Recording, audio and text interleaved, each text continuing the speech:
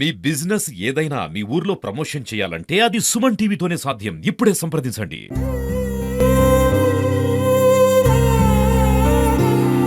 నలుగురు కొట్టి ఉరి పెట్టిండే అయ్యా, 20 లక్షల కట్నం ఇచ్చిండే అయ్యా.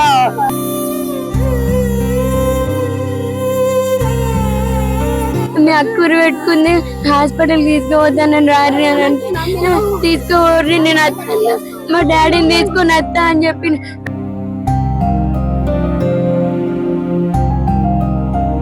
12 తులాల బంగారం తెచ్చిన నా బిడ్డకు.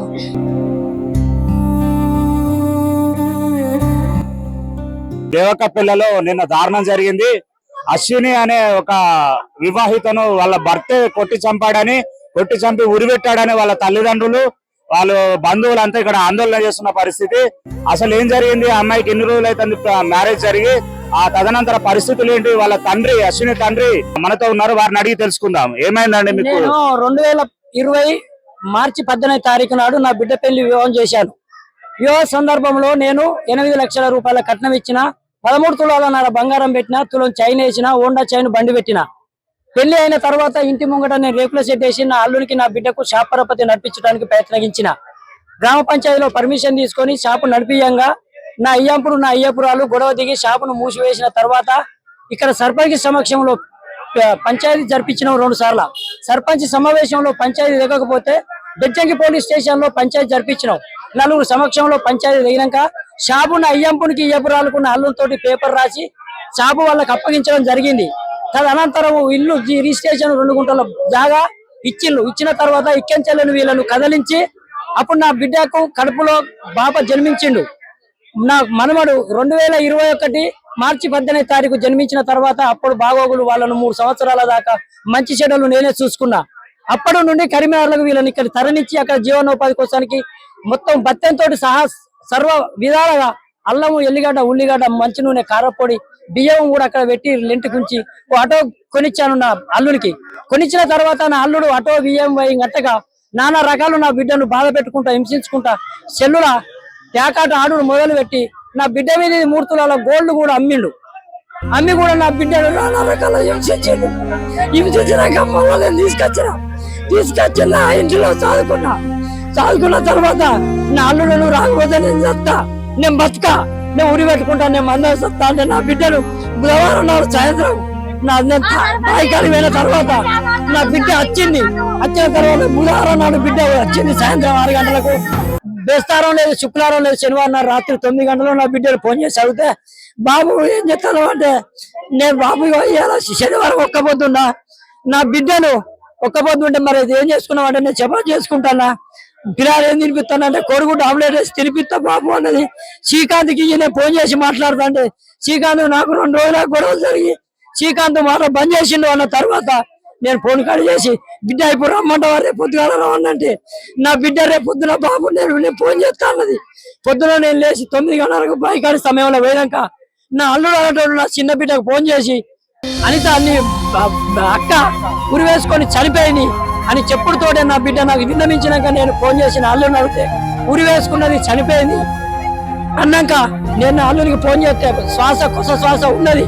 దాని లోపల నేను తొందరగా నా కొడుకుని తీసుకొని బండి వేసుకొని ఆదివారం 10 గంటల ప్రాంతంలో వచ్చే వరకు నా బిడ్డని తీసి బెడ్ మీద వండబెట్టి నేను అతని మీద పడి ఓడ్చే వరకు ఇమీడియట్లీ మా అల్లుడు మా అయ్యంపుడు మా చిన్న అల్లుడు పరారాయు 8 మంది పోలీసు వాళ్ళను నా ఆధ్వర్యంలో తోలి నన్ను పక్కకు నెట్టేస్తే మర్డర్ చేసి నెట్టేసినాక నాకు ఏమి తోచక బయటికి వచ్చిన ఆ విలేజ్ వాళ్ళను ఒక 100 మంది 150 మందిని రప్పించుకున్నాక దానికి తగిన న్యాయం గురించి వాళ్ళు కొట్లాడి ధర్నకు దిగిన తర్వాత దీన్ని న్యాయానికి చేకూర్చుదామని ఇటుపక్షాన 5-6 అటుపక్షాన 5-6 చేసి నాకు ఏం న్యాయం చేయలేదు.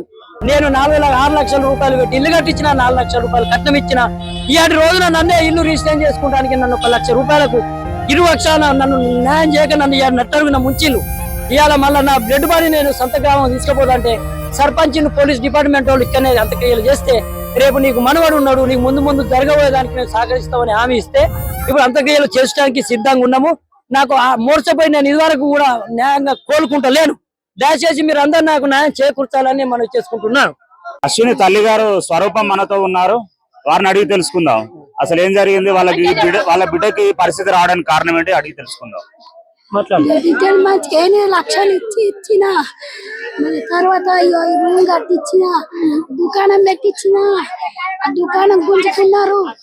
దుకాణం గుంజుకొని వెళ్ళగొడితే నా ఇంటికాడ 2 ఏళ్ళు సాధిన పిల్లగాడు పుట్టినాక గుళ్ళపల్ల కాడు ఉంచిన కిరాయి కట్టి మళ్ళీ ఊక తిరుగుడా అని అక్కడ ఇల్లు కట్టించిన. అది ఎట్లా పంపున్నది 8 లక్షలు పెట్టి ఇల్లు కట్టించిన ఇంకా దేవాలని 12 తులాల బంగారం తెచ్చిన నా బిడ్డకు. బంగారం తిన్నాడు, అన్న అమ్ముకున్నాడు. నా బిడ్డను జాగొట్టిన ఇంకా కట్నం లేపో అని నేను ఇల్లు కట్టుకున్నాను. అప్పుల పాలైన అని నా బిడ్డ కొంచెం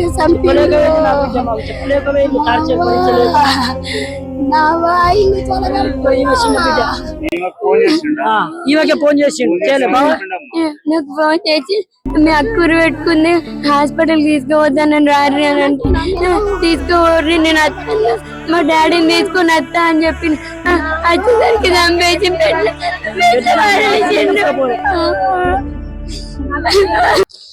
బెజ్జంకి మండలం దేవకపల్లిలో దారుణం చోటు చేసుకుంది. అశ్విని అనే వివాహిత నిన్న సాయంత్రం అనుమానాస్పద స్థితిలో ఉరివేసుకొని చనిపోయిందని తెలిసింది. వారి యొక్క భర్త శ్రీకాంత్, అశ్విని వాళ్ళ చెల్లె వారిది సుందరగిరి. ఆ అమ్మాయికి ఫోన్ చేసి మీ అక్క ఉరి పెట్టుకున్నది, ఇట్లా చనిపోయింది అని చెప్పి ఫోన్ చేశారని చెప్తున్నారు. కానీ అశ్విని తండ్రి చంద్రయ్య చెప్తున్న దాన్ని బట్టి నా బిడ్డ అంతకుముందు వాళ్ళ భార్యాభర్తలకు గొడవలు జరుగుతున్నాయి, పెళ్లి చేసినప్పటి నుండి ఇప్పటి వరకు కూడా ఎప్పుడంటే అప్పుడు కొన్ని లక్షల రూపాయలు అతనికి ముట్ట చెప్పాను, దాదాపు ఒక 12 తులాల బంగారం నా బిడ్డ మీద ఉన్నది మొత్తం అమ్ముకున్నాడు. అతడు ఆన్లైన్ గేమ్లు పేకాటకు అలవాటు పడి కొన్ని రోజులు కిరాణా షాప్ నడిపించాడు, అది మూసివేశాడు. తర్వాత ఆటో కొనిచ్చాను, ఆటో కూడా అమ్ముకున్నాడు. తర్వాత వాళ్ళ జీవనం కోసం ఉప్పు పప్పులు అన్నీ కూడా నేనే పంపిస్తున్నాను, అయినా కూడా అతని బుద్ధి మారలేదు. పెద్ద మనుషులలో పోలీస్ స్టేషన్లో కూడా పంచాయతీలు జరిగాయి. 2 సంవత్సరాల క్రితం దారుణమైన పంచాయతీలు జరిగిన తర్వాత నా బిడ్డ మొన్నటిదాకా కూడా మా ఇంటి దగ్గరే ఉన్నది. ఇక్కడికి వచ్చిన తర్వాత ప్రతిరోజు నా బిడ్డను డబ్బులు కావాలి అని హింసించడం జరిగిందని చెప్తున్నాడు. చివరి దశలో ఆ అమ్మాయితో ఒకరోజు వాళ్ళ తండ్రి మాట్లాడిన పరిస్థితిలో 2 రోజుల నుండి అతనికి నాకు మాటలు లేవు, మీ అల్లుడు నాతో మాట్లాడడం లేదు అని అమ్మాయి బాధపడ్డదని చెప్తున్నాడు. అలాగే శనివారం పాపం ఒక్క పొద్దున్న నేను చపాతీలు చేసుకుంటున్నాను నాన్న అని చెప్పి కొంచెం దీనంగానే మాట్లాడింది మా అమ్మాయి అని ఆ తండ్రి చెప్తున్నాడు. ఆ తండ్రితోటి మాట్లాడిన తర్వాత కొన్ని గంటల వ్యవధిలో మళ్ళీ ఈ శ్రీకాంత్ అనే వ్యక్తి మీ అక్క ఉరి పెట్టుకొని చనిపోయిందని చెప్పి ఆ మృతురాలు అశ్విని యొక్క చెల్లెకు ఫోన్ చేశాడని అంటున్నారు. ఈ సంఘటన, ఈ ఫోన్కు నిర్ఘాంతపోయిన అమ్మాయి అశ్విని యొక్క తల్లిదండ్రులు, వారి బంధువులు కొన్ని 100 మంది ఇక్కడికి వచ్చి అసలు ఏమైందని చూడగా ఖచ్చితంగా ఆ అమ్మాయిని ఏదో గొడవ పడి ఉరిపెట్టి చంపి బెడ్ పై పడేశాడని చెప్తున్నారు. ఇక్కడికి వస్తే ఇక్కడ ఎవరు మమ్మల్ని పట్టించుకోవడం లేదు, పోలీసు వాళ్ళు కూడా సరైన విధంగా స్పందించడం లేదని అమ్మాయి యొక్క తల్లిదండ్రులు, వారి యొక్క బంధువులు వాపోతున్నారు. ఏది ఏమైనా ఇది చాలా దారుణకరమైన విషయం. వీరికి 2020లో పెళ్లి జరిగింది. ఒక చిన్న బాబు ఉన్నాడు, 2.5 సంవత్సరాల బాబు ఉన్నాడు వీళ్ళకు. ఇన్ని గొడవలు జరుగుతున్నా కూడా ఇన్ని రోజులు వాళ్ళ తల్లిదండ్రులే ప్రతి ఒక్కటి వాళ్ళ సంసారానికి పంపిస్తున్నా కూడా నెట్టుకొచ్చిన ఆ అమ్మాయి చివరి దశలో ఈ భర్త వేధింపులకు తట్టుకోలేక ఈ విధంగా చేసిందని విషయాన్ని బట్టి అర్థమవుతుంది. పోలీస్ డిపార్ట్మెంట్ వారు కానివ్వండి, ప్రభుత్వం కానివ్వండి, ఈ విషయంపై స్పందించి మృతురాలి బంధువులకు, మృతురాలికి న్యాయం చేయాలని కోరుకుంటూ కెమెరామెన్ శేఖర్తో శ్రీధర్, సుమన్ టీవీ.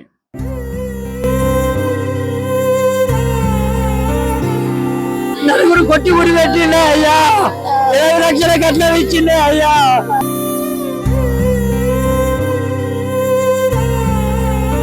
మీ అక్కూరు పెట్టుకుంది హాస్పిటల్ తీసుకోవద్దని రారి అని అంటే తీసుకోవర్రి నేను వస్తాను మా డాడీని తీసుకొని వస్తా అని చెప్పి